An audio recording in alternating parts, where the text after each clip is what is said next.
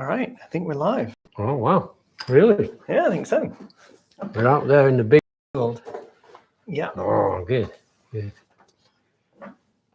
So, well, hello, everybody. We're here, Joseph and I. We've both been working together for all of Joseph's life. Yeah. And I've been woodworking all of my life since I started living when I was 13. So I'm 70. Yeah, good. All right, I'm just going to check here that I'm the best place to be seeing chat coming in from everybody. Looks like it. Mm-hmm. Can you all see us, hear us? Can you put something in the chat and let us know? So yeah, we've got some. Just so everybody knows, we've got some pre-arranged, pre-submitted questions in front of us. Couple sheets of those, but I'll keep an eye on the live chat as we go, and we'll pick up some questions from there as well. And we're testing out a different bit of kit today, so we should be able to switch between two cameras, and so we'll use the opportunity today to give that a little test. We haven't played anything today that relies on it, just because it's the first time we've tried it, but we'll give it a go. Great. Because it would allow us to do sort of more in-depth demonstrations on live stream than we've been able to do before, because we've always been just to have one stream, whereas having two would be great. Perfect. All right, do you want to start off? I think that first question is definitely for you. I've got a good question here. This is from Bernard in Wichita, Kansas. Could you fill us in on your plan to teach people with autism? Thanks, Bernard. Or is it Bernard, I think? Well, I'm already doing that, and I've been doing it for about 4 years, working on an individual basis with autists who have come to apprentice with me for usually a long term, a year or more. And I've been doing that. I have a couple that come in every week and they spend some time with me and they work on their projects. They become more and more independent from me as they progress. They only need me for the initial teaching. Then they start working on projects. And then the projects are the same ones we give on our woodworking masterclasses and common woodworking websites. So they work through that and then they start to work on designing their own. I also work with an organization that is specializing in autism for adults, for adult autists, and their endeavor is to provide training facilities. So I've been training the staff so that I'm not the one there. I train the staff, and they're amazing, amazing staff. They've entered into this. So out at Pennyhooks, they have had amazing success with everything they do, and this is my contribution to them. So that's what I do. I have more. They take time because I'm busy.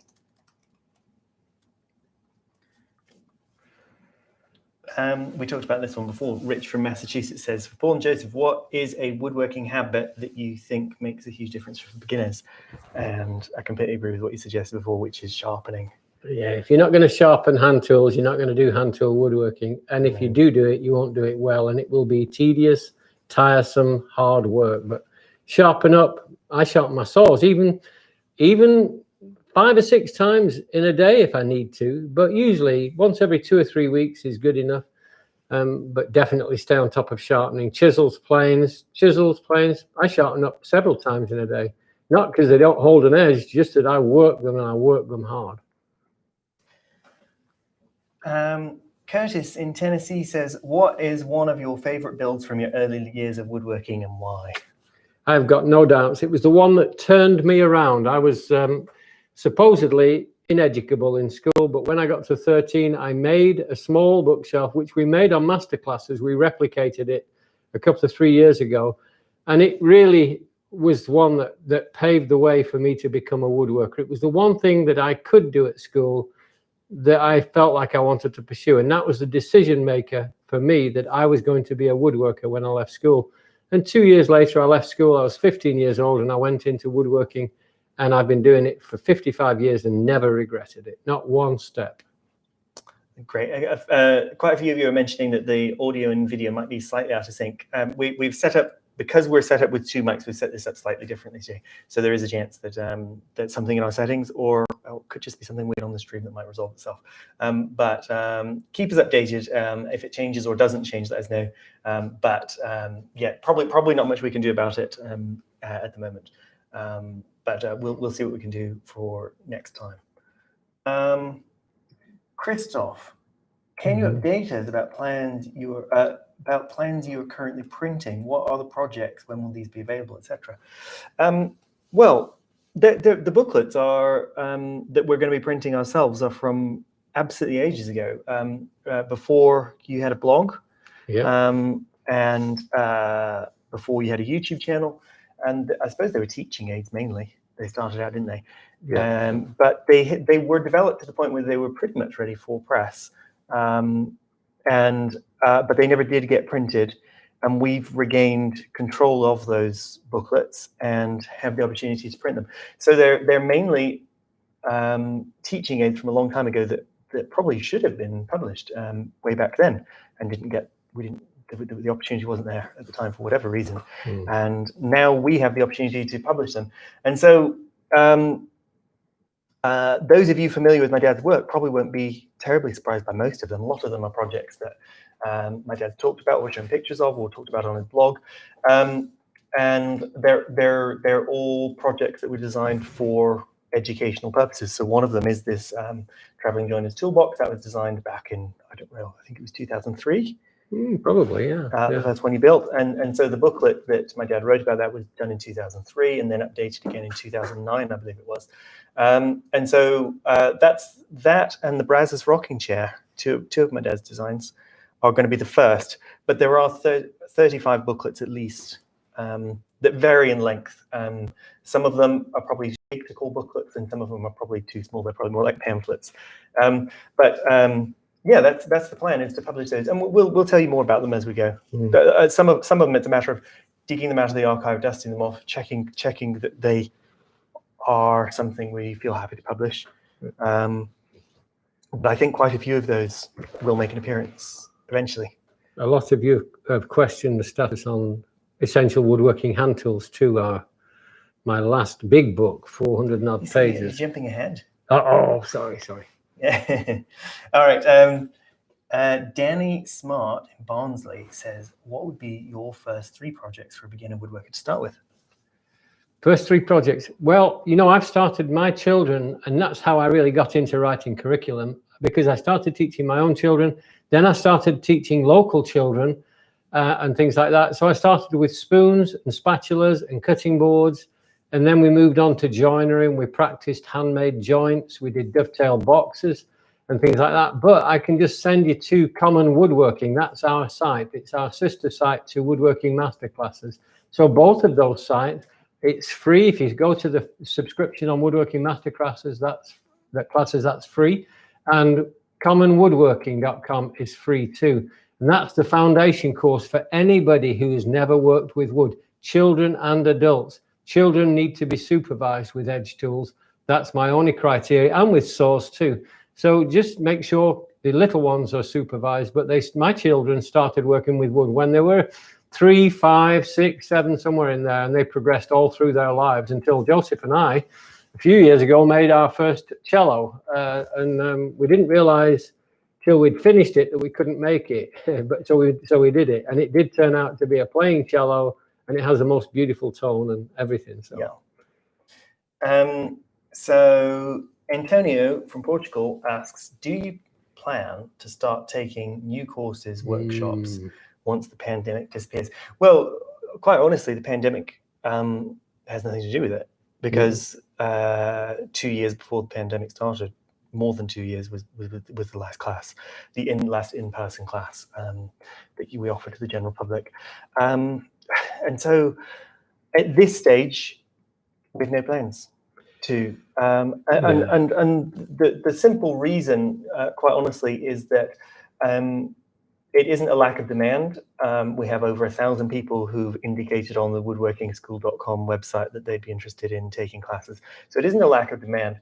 It's that a week spent to help 10 people or so to up their skill to the point of being able to undertake serious woodworking, which is what the courses were all about, really is a week of my dad or somebody else's time. And the end result of that is 10 people who are benefited greatly. But with the online publications. It doesn't replace that, but at the same time, it reaches just far, far more people. In a week, we can film many videos that will be viewed, if we put them on YouTube, potentially hundreds of thousands or millions of times. And so it's about impact. You might disagree. You can tell everybody you disagree, and if you disagree. But for me, at least, it's about impact. It's about the fact that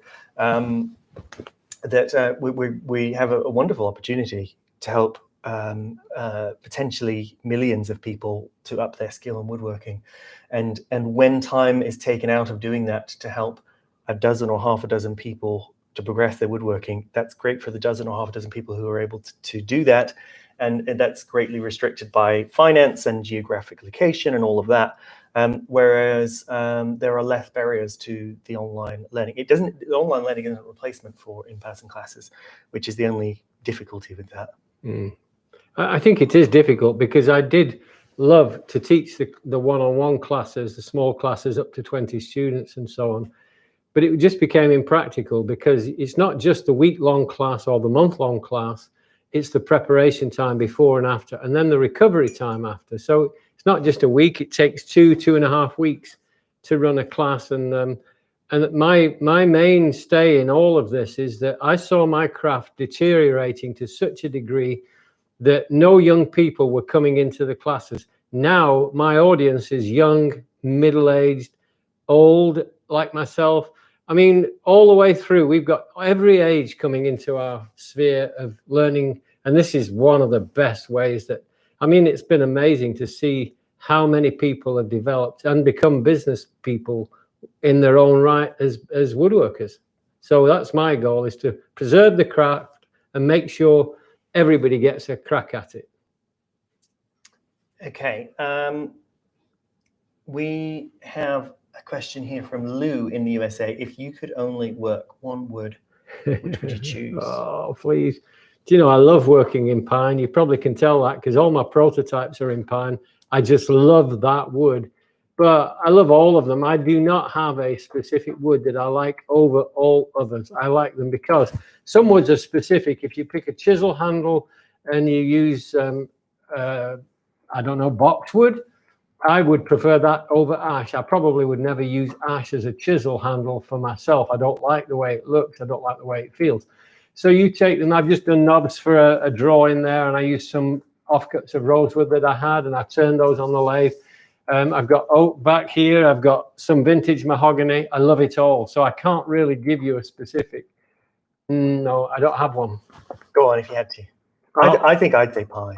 If you really only had one wood you could work with, and you had to use it for everything you're ever going to use, it has a great strength to weight ratio.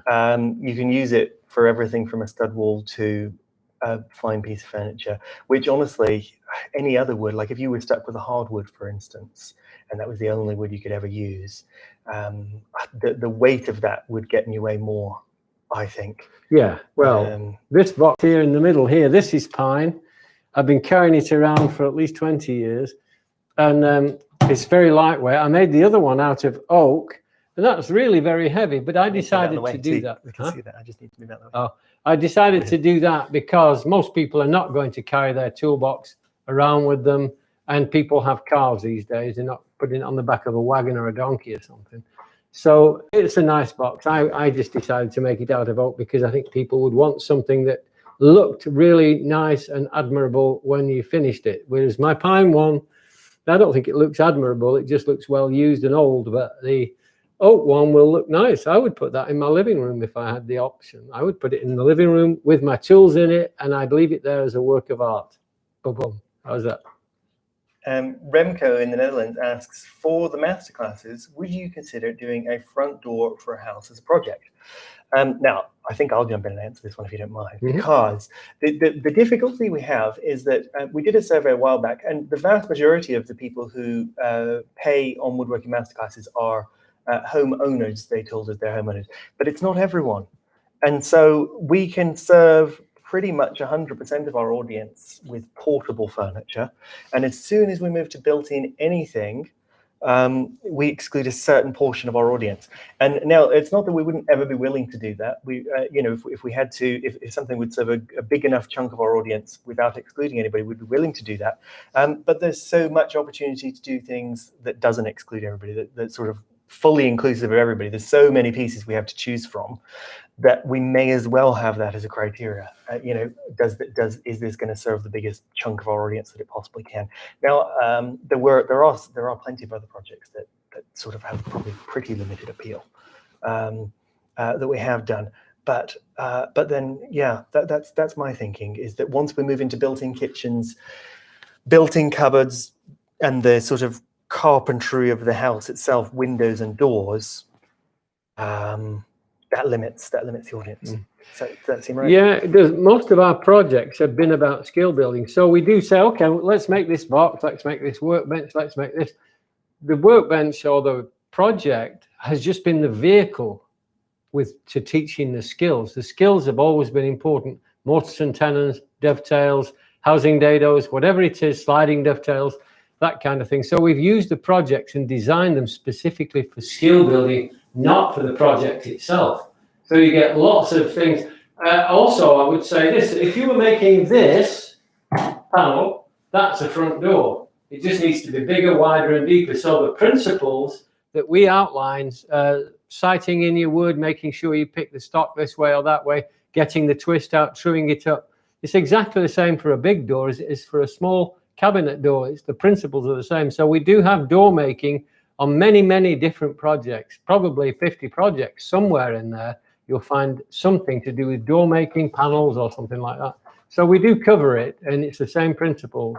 So we are covering it really, but just the front door. I understand the specificity of it, but no, probably I can't imagine we would. But you never know. You never know. People are mentioning an echo on the audio. That makes me think that maybe one of the mics is lagging more than the other one. So yeah, I wonder if anybody can spot it and tell us, is one of us lagging more than the other one?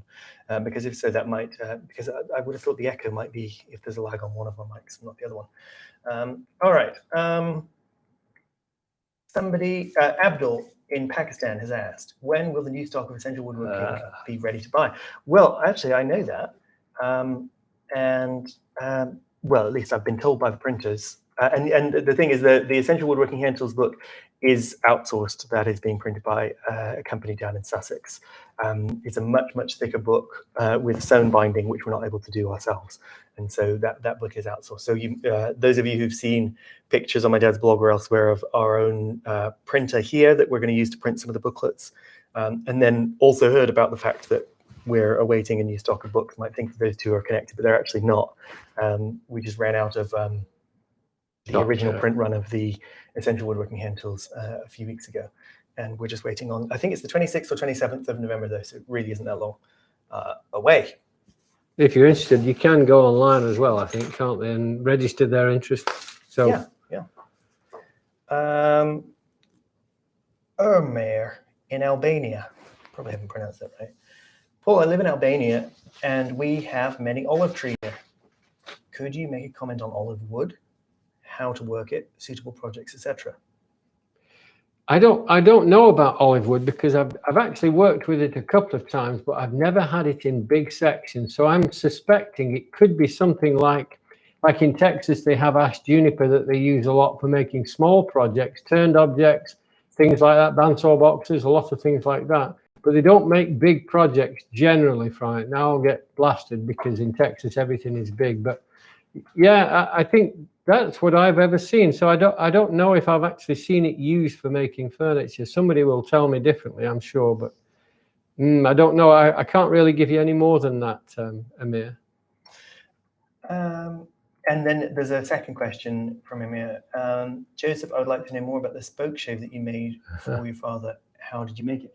Well, it was sort of a family friend of ours, John, who sort of was experimenting with making tools, and you were testing them for him and giving him feedback on on making these bronze tools. And I had the opportunity to go and work with him the odd hour here and there. And during that time, I made the bronze spoke jig, and it was a great experience, a good fun project, and it was sand cast, and so the rough shape was there from the casting, but it took an enormous amount of polishing and grinding down to get the final finish. I don't know that there's that much more to say about it. It's basically just based on the Stanley 151 model, and through experimentation, John, who was sort of making these, found that he had to sort of bulk out the bronze because it wasn't as strong as the steel that the originals made from. So it's sort of just a slightly bulky Stanley 151 is the model. And yeah, sand cast, bronze, and then lots of polishing and grinding. I'm not sure there's much more to say on that. Not really, but I would add this, that during my kids' childhood, I tried to ensure that they had exposure to a wide range of crafts. And so they did pottery, and they did basket making, some leather work, iron work, blacksmithing and woodworking. They came with me every day in the workshop and were always working with me. So that I wanted that for my children. So all of my boys went through that during their education and so on. It just padded out their lives, really. It was a great way for them to grow in love of crafts and know about crafts. Jake in Swadlincote says, I don't know where Swadlincote is. It's Swadlincote in Cheshire. I don't know. I don't know. Do you ever recall a particular woodworking project you struggled with, and if so, why and how did you overcome it? Sure, there's plenty, aren't there? Oh no, and I can't think of any. You're asking me which ones I struggled with. I'm glad you gave past tense. Yeah, lots of them really. I've over-engineered things in the past, and actually got in the middle of glue-ups where I misinterpreted the distance and the flex and the things in wood. And I've had to cut rails out with a hacksaw or with a something else to remake a piece and put those in. I can't remember the project specific. I just made so many projects. Some have been wonderful and some weren't so good. I think probably honestly the challenge with current projects is more how to convey the information more than the technical complexity of the project itself. Yeah. Because I remember. And you haven't done any commissions in a long time, but I remember you carving as a commission. Oh yes, and having to try and figure out, and it had to fit with other pieces and it had to look a certain way. So I'm sure there were technical difficulties with that. I remember you doing a really intricate repair on a lamp using cut out pieces of ebony. Chinese lamp. Yeah, that was quite challenging. So I'm sure there were more technical difficulties with those kind of things. Yes, yeah. I think it's been a long time since I felt challenged by the possibility. I could suddenly say, "Can you build a spiral staircase?" I would always say yes. And when Joseph came to me and said, "Dad, can you build me a cello?" I just said yes. I'd never made one in my life. And it was only when we had a friend come round to help us to fine tune the cello. He said, "Why did you build a cello?" I said, well, we just needed a cello. And I said, why did you say that? And he said, well, a cello is one of the hardest bowed instruments to make ever. And I said, well, I didn't know we couldn't do it, so we did it. So that was it, really. We just made it. And now Joseph plays the cello and enjoys it. Gary Hillary says on the chat, Swadlincote is in Derbyshire. Oh, yes. I wondered why it was familiar. Thank you. Okay, Ben in Denmark says, what kind of projects work would be suited for a small workshop where bothering neighbours with noise is a concern? I suppose it depends how sensitive your neighbours are. I mean, you wouldn't be able to do loads of hammering, loads of sort of mortise and tenon joinery in the night, would you? If you had a small workshop next to neighbours. No. But I think if you planned most projects, as long as there's some times of day you're allowed to make significant noise, I'd have thought it'd just be a matter of planning it out to make sure that you had the quieter. Because if you're sort of sanding, finishing, planing, even all of those things don't really make much noise, do they? No, not really. And I think this question is, I can sit here and assume that you're living in a house with nice neighbours. But you could be sitting in a high rise. You could be sharing a house with 5 other people. there's all kinds of things. It's a difficult question, but I do understand it, especially when you're doing some mallet banging, when you're chopping mortises, for instance. And I have suggested to people that they get a mortise machine if that's an issue for them, because mortise machines are probably the quietest machine of all. And if you can't do your mortise and tenons because of the banging, and even use a brace and bit. I hate boring mortise holes out with a brace. I hate it. I think it's terrible. But if I had neighbours that might be irritated, I would bore out the holes and then pare down the walls, and that would minimise the amount of banging I had to do. So that's all we can say, really.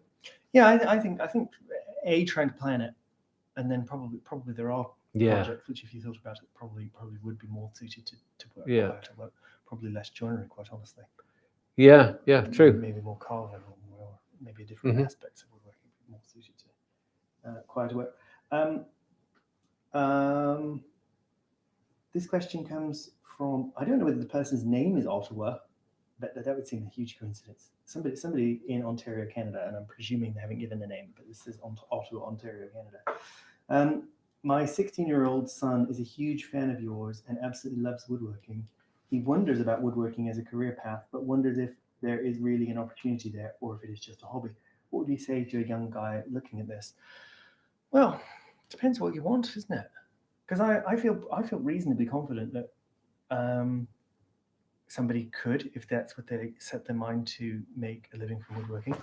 A lot of people who do woodworking, one of the best sales tactics, quite honestly, and one I saw you use many times over the years, was that people are only willing to pay for pay the prices that you would need to charge for something that's handmade if they know why they should pay for it, which means that all the best woodworkers are educators to a certain extent.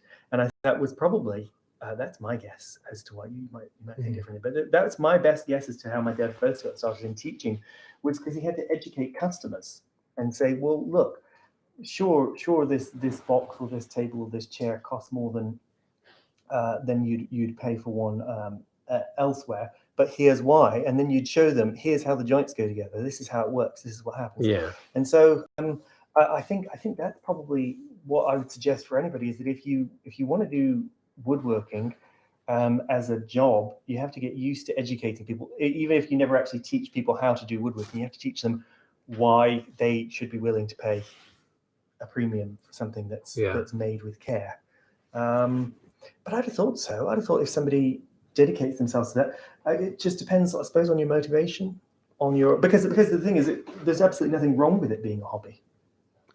Well, I know you don't like the term hobby, but aside from that, so if we're not getting into the semantics, I can see you getting ready then. If we don't get into the semantics of it, and we just, there's nothing wrong with it being a hobby. I don't know, this question sort of puts it, if it's just a hobby. Well, there's nothing wrong with it being just a hobby. If you can support yourself doing something else and carve out some quiet time, if it's your therapy, if it's your time away from the 9 to 5, then it's probably best to keep it separate and not try to do it as a living. But if you genuinely wanted to put the time and effort into making it a job, I'm sure you could. There's a couple of things in this. One, I would like to really thank you publicly, whoever you are, mother, father, grandfather, whoever. I want to thank you for listening to your son. At 16, and most parents are steering them and pushing them towards a university degree because they don't think they can survive in the real world if they become a woodworker. My view is that you can. And the other part is, if he's got a made-up mind that he wants to be a woodworker, he'll do as well as I have. I've never, ever been rich, but I've always provided for my family, and I've always loved my work. I mean, I can't tell you how much I love waking up in the morning thinking about something I've made 100,000 of. I just go out there and I start making, and I love it. And I think that's the important thing. If you're listening to your son, then he's probably listening to you. I'll guarantee that, and that's great. I think it's wonderful when parents listen to their children and don't steer them into something they never wanted to do. John in Switzerland says, after resawing perfectly straight timber with the bandsaw, the wood will sometimes cut so badly that it's spoiled for the job. So do you have any hints on how to predict and avoid this type of distortion? Well, it all depends how you cut the log, doesn't it? if you quarter saw it, it shouldn't cut. Right. If you flat saw it, it will cut. And I don't think there's any way to prevent if it's sort of, is it riff saw?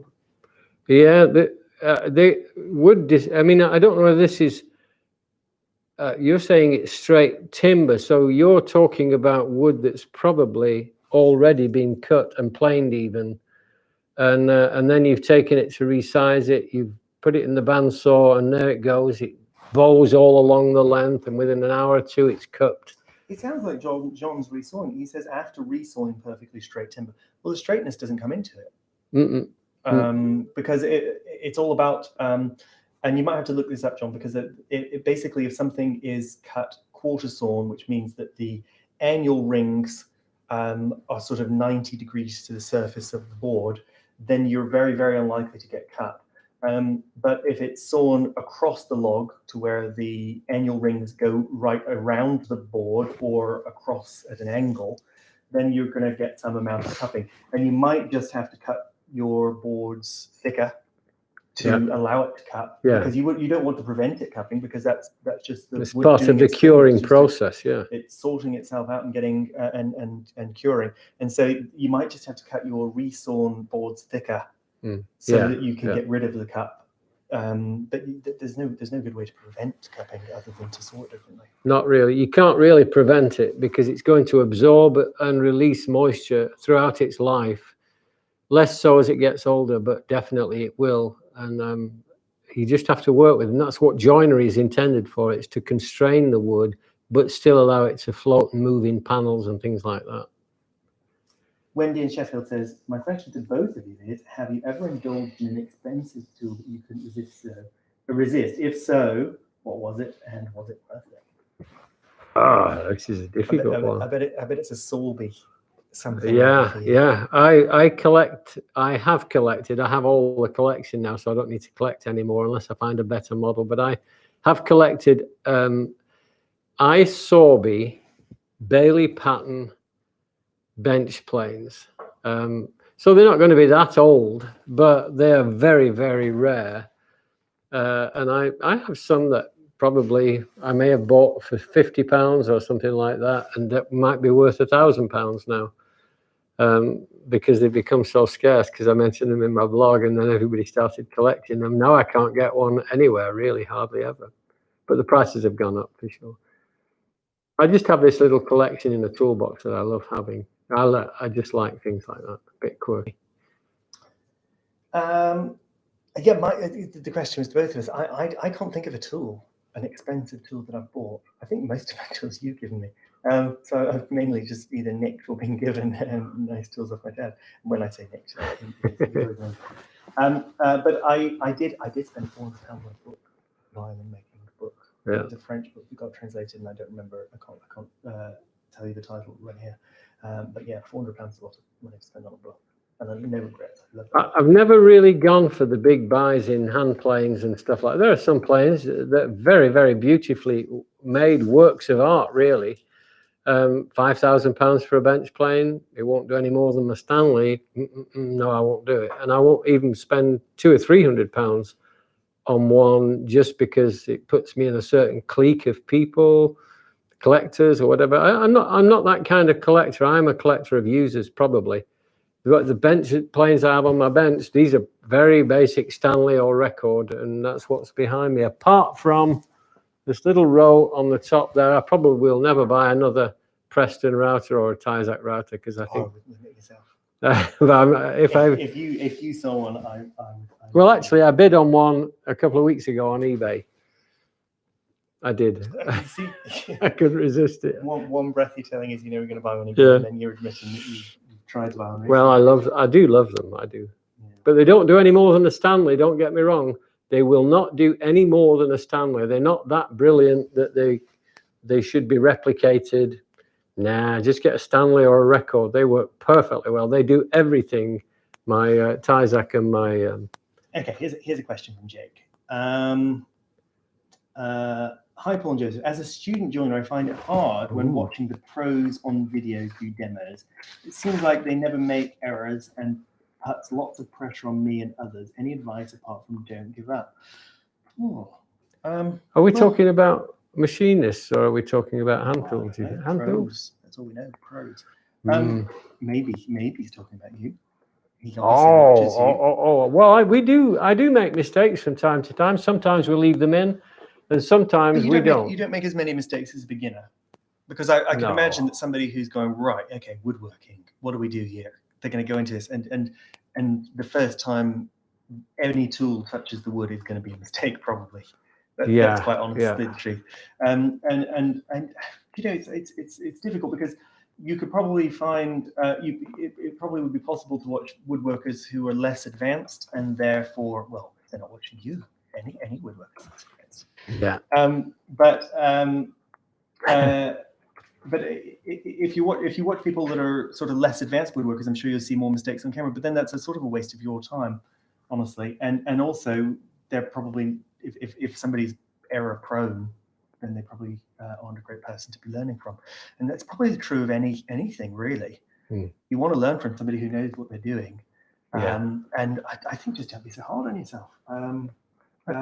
Anything that's worth doing takes a good amount of effort and a good number of tries.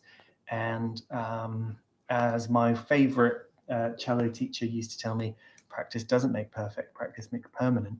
And so you've got to try over and over again and base it on the results you're getting. If you're getting bad results, change things, keep changing things until you get the right results, and then keep at that until it's permanent.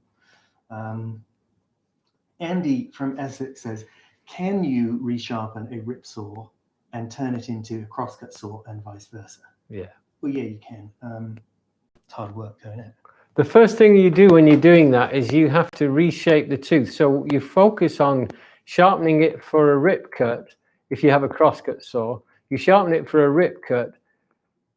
And no, if you have a rip cut saw and you want to sharpen it for a crosscut, you just sharpen it again for a rip cut to redefine the shape of the teeth and make sure they're the right size. Then you go in with alternate cuts, one in this direction, one in that direction. Not alternating, you do all one side from one way and then all the other side from the other. And you can go back and forth between the two. It is a lot of work. I assume you're talking about converting a crosscut to a rip cut and vice versa. So yes, you can. It's the same saw, same tooth pattern, except you have a pyramid point on the crosscut saw instead of a square across chisel point. All right. Nate from Pennsylvania. What kind of air filtration, if any, do you use? Do you worry about regular exposure to hand saw and plane dust? Thinking of super wispy smoothing shavings or shaving dust from card scraper. Well, we're actually in a really good position to answer that question because we employ staff here and we have a duty to take care of their health. And when we first moved into this building and we had a bandsaw here in the studio where our staff were operating, we looked into the sort of health and safety requirements, probably to a much greater extent than we would have if it had only been ourselves concerned. And we bought a dust monitor, and we were able to take readings all around before and after using machines and hand tools. And quite honestly, the hand tools don't generate any significant you amount can't of measure dust. it, I don't think. No. And in here, we thought that it could get to the point where there would be unacceptably high levels of dust if the bandsaw was in use for an extended period of time. And we never had a reading that was at any kind of intolerable level. Our UK government issues guidance, health and safety wise, on how much dust people can be exposed to in the workplace over time, and we never have reached that in here. We've done multiple readings and nothing, even when the bandsaw is in use for a long time, and all we have is a dust extract from that. And I wouldn't have thought that, it's hard to say without actually measuring the dust, but we've done the measurements here and in this environment where we have air conditioning in here and we also have a fresh air system because this room we're in right now doesn't have any windows. And so we have a sort of fresh air system that pumps air in and out. So how much of a difference they're making, I don't know. But aside from those sort of standard commercial units, all we've got is the dust extractor. And that's enough to keep even the bandsaw dust well below acceptable. My dad still wears a dust filtration system on his head, but only as sort of a mark of good practice and to show he's taking care of his health. But actually, the measurements we've made show that we have never had an unacceptably high measurement any time we've ever taken a measurement in here, even after hours with the bandsaw. So I don't think that this type of woodworking, probably, I imagine, if you cranked up an orbital sander or a belt sander, or that I know visibly that puts things, whereas perhaps the bandsaw just has larger chunks that fall to the ground more quickly. I don't know, but we have the peace of mind that we are safe here in this kind of environment, and that it's not an unacceptably high level, and that we're keeping everybody who works with us safe as well. Yeah, one thing I might add to that is I just cleaned the air conditioning panels, the filters, and yes, they were dirty, but only slightly, and that was after 2 years, I think. Maybe that was neglectful on my part, but maybe I should have done it sooner. But it definitely wasn't clogged for sure. So, yeah. Ray in New Jersey says, "What would be the best way for someone new to the craft to learn, but does not have the resources for school nor adequate time to dedicate to an apprenticeship?" Well, I thought that you've certainly found our YouTube videos or my dad's blog. That's a great place to start, and practice. I'd have thought. Practice plus those, and then maybe find the areas that you feel like you're struggling, and maybe if you say you don't have the resources, but eventually, maybe if you stuck at it, practicing and learning what you can from online videos and so on, and then maybe eventually a course here or there if you need help or to fine tune your skills. I think our provision of what we've done through the last 8 years online has answered the bill for a lot of people. I think a lot of people have learned so much and even made career changes to accommodate woodworking as a full-time life for themselves. And I think it works. It's working really well. You just have to be disciplined, go through the course, set yourself 4 hours, 6 hours a week, 10 hours a week, whatever you can do, and just do it diligently every day or every week, and just be diligent to go through the foundation courses that are in there. And I think after 2 years, you should be able to make just about anything. Jerry from Ottawa, Canada says, "I recently purchased a 10-inch bandsaw that will accept 1/8" to 1/2" blades. What thickness and TPI combination of blades would you recommend to have on hand? The saw came with 3/8 6 TPI blade." What do you think? Probably, I would think you could go with a 4 TPI blade. That would be my preference. I don't think those teeth are big enough. They might be good for plywoods, and it would be better for thin materials, probably. But I would think if you can do a 3/8 blade with 4 teeth to the inch, I think you'll do very well with that. And if you can do a skip tooth, that's one type, or a vari tooth. You might not be able to find the vari tooth in that size of bandsaw. It sounds like you've got a small bandsaw. But I would look for a vari tooth or a skip tooth, 4 points per inch skip tooth or TPI. Okay. Terry in Northumberland says, "I'm thinking of building a workbench and was wondering if there's a rule as to which side my vise should be fitted. I'm right-handed, so I feel the vise should be on the right, but then I noticed you're right-handed and your vise on the left. Does it make a difference?" Can I jump in? Yeah. Oh, absolutely. On the left side of the bench as you're facing the bench. No question of it, because otherwise you'll find all your tools are on the wrong side when you go to pick your tools up. 90% of the bench, 50% of the bench is about holding your material securely. The other is placing your tools within a convenient reach. So every time you pick a tool up, you pick your plane up, you're picking it up with your right hand, you're ready to go. Your saws, everything is to the right hand side. And the other thing is, when you're placing yourself against the bench, if the vise is at this end, you're turning your right side to the bench, so your dominant hand is in position. So it definitely is that, and there is no question about it. I've got a left-hander working with me, and she has difficulty a little bit. She's adapted herself, because everything for left-handers is usually an adaptation of something for right-handers, scissors and everything else. So yeah, definitely. She would love to have, well, she did make her own bench with her vise on the right-hand side for her being left-handed.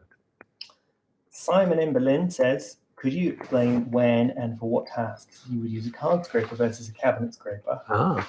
Could you please elaborate on when you prefer a sanded finish over a planed scraped one? Well, the cabinet scraper works best over larger surfaces, generally speaking. Yeah. And the card scraper works best for localized touch-ups. Anything more than that, or is that it? I do think that the cabinet scraper, the two-handed number 80 cabinet scraper, I do think the cutting edge lasts longer. You can bear down more with it, and you can cover a bigger surface faster with it, and you can take off deep cuts with it. So that would be my, just as Joseph said then. And I also like the flexible card scraper in my hand, because I can flex to a specific area. Like if there's a glue spot, I can flick it off with a card scraper, and I might not be able to do that with a cabinet scraper. It might take too big a swathe off the wood, and I don't want that. So could you elaborate on when you prefer a sanded finish over a planed / scraped one? It isn't it, tell me if you think differently, but I would say that the sanded finish sort of evens out. Because the scraper reacts differently depending on whether the grain is rising towards you or going away from you, and so you'll end up with a flat and smooth surface potentially, but where the grain has reacted differently to the edge. Whereas sanding, the wood reacts pretty much the same no matter which way you tackle it. And so by even if you have a perfectly smooth, flat surface, that takes the bulk of the work away from the sanding, because hopefully if you get the surface to an acceptable level, you only really have to lightly sand it.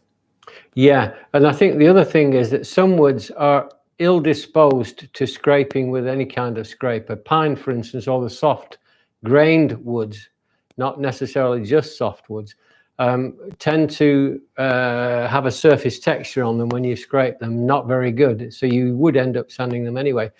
On this box behind me, the oak one, I decided to not use any sandpaper on it. And normally we put the first coat on and we sand it, and then we apply the next coats. What I did in this one, and I think I got a much deeper chatoyancy with it. That means cat's eye. It means you're looking through into the depth of the wood. And I just put the first coat on, and then I went with the cabinet scraper very, very lightly and pulled it across the surface without pressure. And it took off all the surface nibbing. It took off the air pockets that had bubbled up and sealed into the surface. And then I applied 2 more coats, and then I just put wax on it, and it's as smooth as silk. It's very, very nice. I think it's a great way to do it. But sanding, there's nothing wrong with sanding. I don't disagree with it. Sometimes it does dull the surface, and that's the downside of sanding. Yeah, and toothing as well. We sometimes use abrasive on the surface of the wood. If it's too smooth, some finishes don't take well, they don't glue well to it, if you like, and so we just roughen it with abrading, and that gives better tooth to the finish, so it sticks better, in other words. Scott in New York says, I have an upcoming opportunity to teach woodworking to a group of autistic children. Do you have any insight on teaching people with autism? Is there anything you can say generally? Because that's something that I've heard you talk about, and I've heard other people talk about it. It's very hard to generalize about autism, isn't it? Yeah. There are groups of characteristics that make that make it sort of a category, I suppose. But is there anything you can say generally that helps general people with autism? I think generally it takes a special teacher with a burden for autism and students with autism, and most of the ones I've known have adapted themselves to the specific needs of autistic children. So you have to really find out what those needs are, and work within those needs. Those needs are not, they're very often very positive aspects of an autist's life that can be developed, and you can pull them out, as I have seen happen many times in my sphere of working with autists, and it's been remarkable what a difference it can make to them. So there's no one cat fits all at all for autistic children, adults, or anybody. They vary so remarkably. I just love it. I love the vast Oh, the spectrum. I'm glad they called it a spectrum. I don't know whether that's a spectrum or a condition. The big debate sometimes, but there are different conditions, I think, and this is important to recognize. So all children will, as all children are different, so will they be on the spectrum too. Scott also asks, what's your preferred method for removing finish or paint from scavenged furniture to be repurposed for a new project? I don't think that there's probably one method, is there? Because some paints you can heat up and scrape off like they were never on there. Some paints you can just scrape without heat. Others you'll have to have some kind of solvent. I hate solvents. Yeah, well, even with sometimes there's no other way. Some paints are lead based, and you start heating it up with a blowgun or something, or a heat stripper, and then you start breathing the atmosphere. Oh, it's such a complicated. The whole thing is complicated. So I don't think that's probably a good answer. It's not for me. No. Okay, that's the end of our pre-submitted questions. Now we've got a little bit of time, and so what I'd like is go ahead and send in some questions on the live chat, and then also one other thing I'd like to do is maybe get you to do a little bit of something with woodworking. Maybe you can ask my dad some questions that he can demonstrate, and then we can test out this second camera. What do you think? That's great. Yeah. All right. Somebody here just a minute ago said, Eva says, "Dear Paul, can I be your apprentice, please?" That's nice. Well, that was a very nice question. A very nice. It would be difficult. I would love to take everybody that's ever asked me for an apprenticeship, which is again, I keep steering people to the woodworking masterclasses because that has become my thing. I don't do it for I do it because there are people just like you that all over the globe who would love to become woodworkers. And I think we've given all the basics. We've given an excellent foundation course in everything we've done, and then something's gone wrong with the audio. Well, maybe potentially something. I think it sounds like it may have gone wrong. Did you turn on the second camera? Maybe. Okay, never mind. I don't know what's happened. People say it sounds. Izzy says it's back to normal. Oh, good. So thanks, Izzy. Yep. And I don't know what it was. Who knows? Don't worry about it. All right. I'm glad I'm not on my own. Right as I said, because the sound seemed to go right as I said about the second camera. I thought maybe the second camera can turn on. No worries.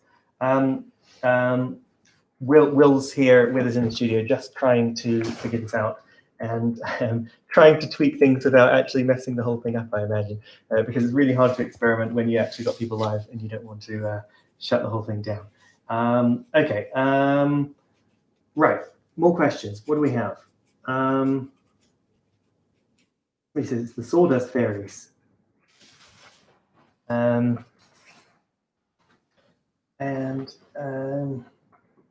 People are saying the order is better. Good. We've got that. Questions. Woodworking questions. Let's get back to it. I just answered Eva. I didn't want to cut you off, Eva. I hope you got everything I said. Woodworking masterclasses, and it depends on where you are, what you're doing, what your life is all about. I've never dismissed anybody out of hand and said, no, I'll never apprentice anybody. I've never done that. But if you feel strongly enough about it, let me know. Rogerio says, how much time do you spend on the dovetail box? Well, it's hard to say because what dovetail box, but... oh, well, we did that dovetail box on YouTube.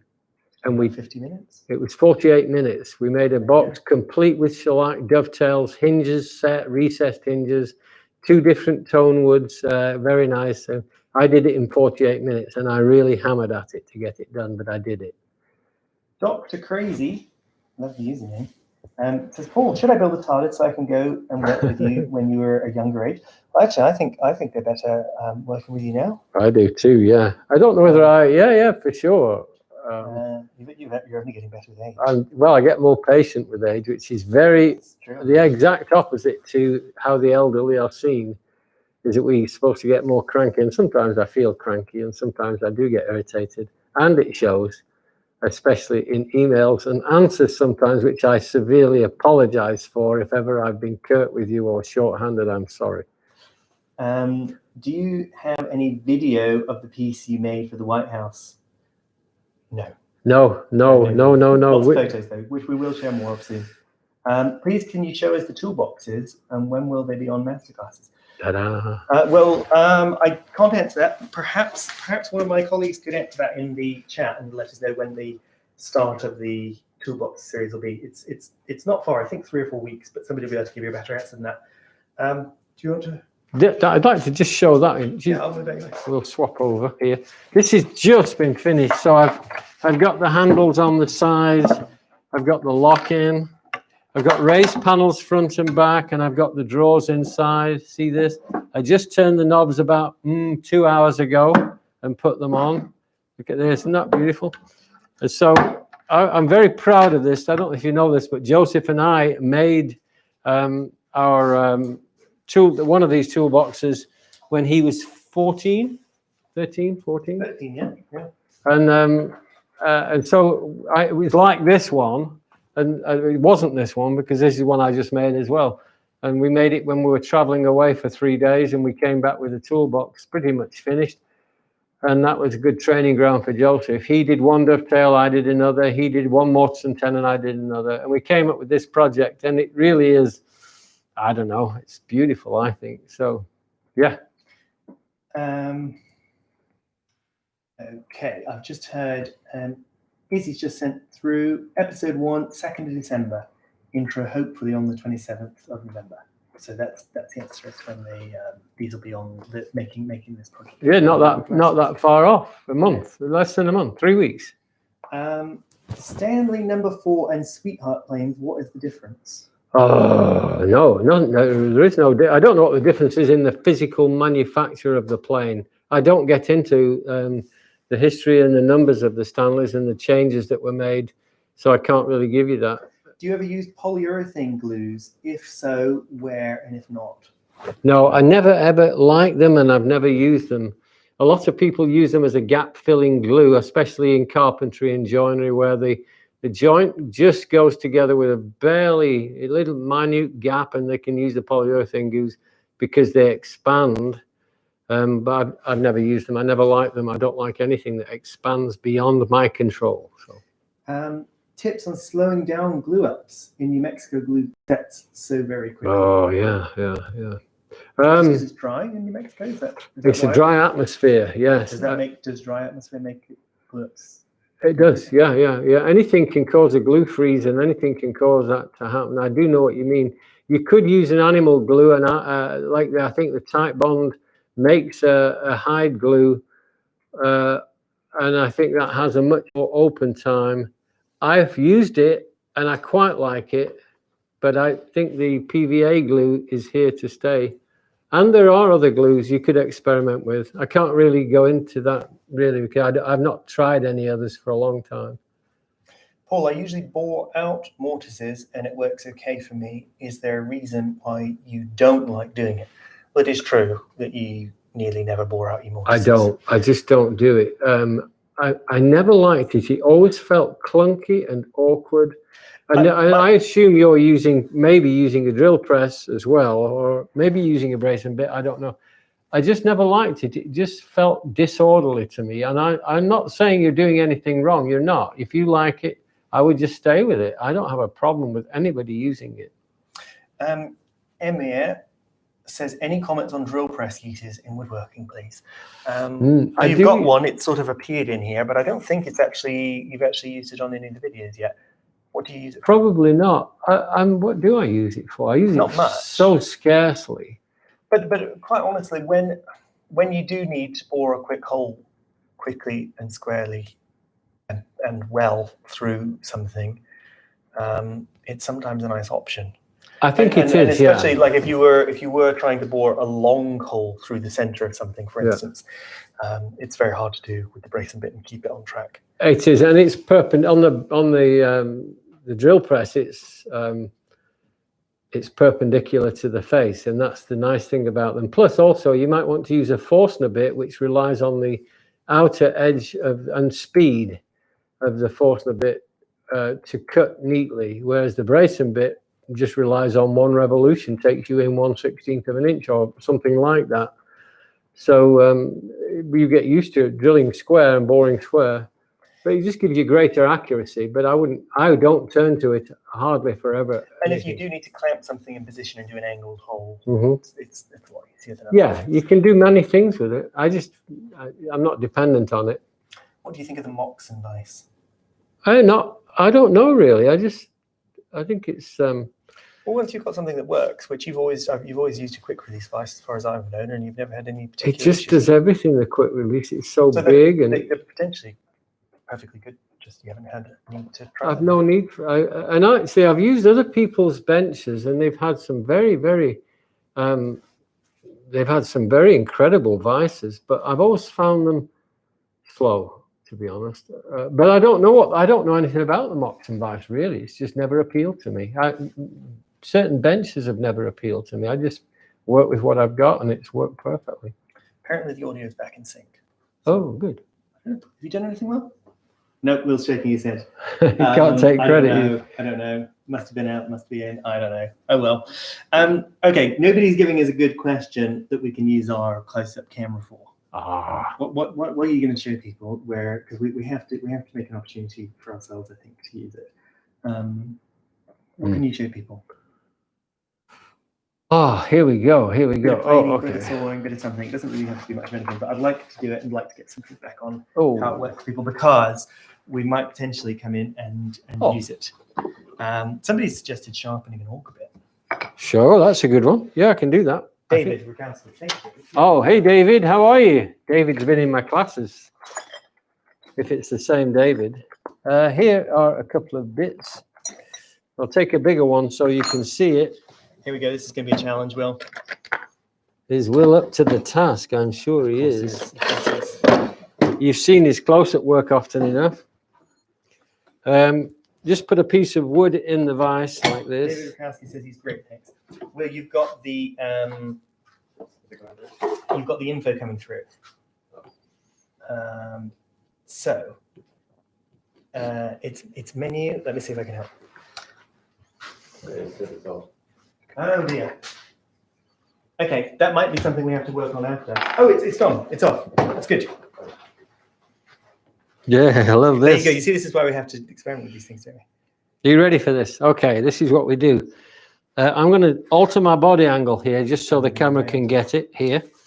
This this incline here has to be sharp. So go on the surface with your file like this. Go from the inside out until you see the bright light on the very edge disappear. And when there becomes a black line, a distinct line between the two, you'll find you've hit that edge. Turn it around and do the opposite incline. Exactly the same. Now I'm just using a fine saw file. Just go from the inside to the outside.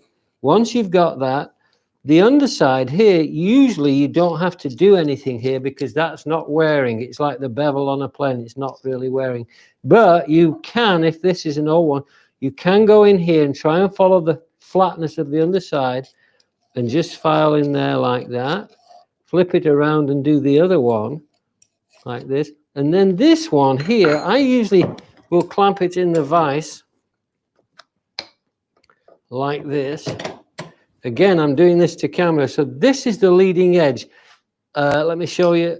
The leading edge is here. This is the cutting edge, and it cuts up to here. This back edge doesn't cut. Same on this one. So I'm going on here. I go with my file, and I start to lift up, and I just go to the crown. I don't need to do the back edge. And then I do this one. And if there's a burr on the outside, just ignore it. It will fall off when you start using it. Push forward and lift up to the top, just like that. And that's when you get this beautiful, crisp, sharp edge on the leading edge. When you start using that bit, then it'll work like a charm. Great. All right. Well, there you go. What do you all think of that? What do you think of the close-up camera? Did it work? I think from what I could see, it worked well. If it does, and that experiment went well, then it opens up what we can demonstrate in a live feed a lot. And so we might do some specifics. Yeah, I mean, we could do a specific Q&A on saw sharpening, for instance, or something else that that is difficult to show Yeah. with just the wide camera. I think people are saying it looks good. Oh, good. So, and our audio is back in sync. So now we're ready to go. Basically, I think that's what we're saying. Is that now? But yeah, that just means we've learned for next time. Audio's in sync. Our close-up camera's working. We've got everything sorted out. I think everything's working good. And I think that's time for us to end. Oh, okay, great. Well, I enjoyed it. Thank you all. Thanks for having me, Dad. You don't often have to share this side of the camera. This is very nice. It's been very easy for me. I don't know if you do, during the COVID, when I was doing my own live stream, I was dodging over there and switching cameras on and stuff like that. This has been so much nice. Thanks, Will. I appreciate it. Yep, you can't hear Will's reply, but Will's here in the studio with us. Seems like there could still be audio issues. One person at least has said that. Anyway, thank you all. Thanks so much for watching, and we'll do this again sometime soon. Yeah, it's great having you, everybody. Love seeing you. Bye.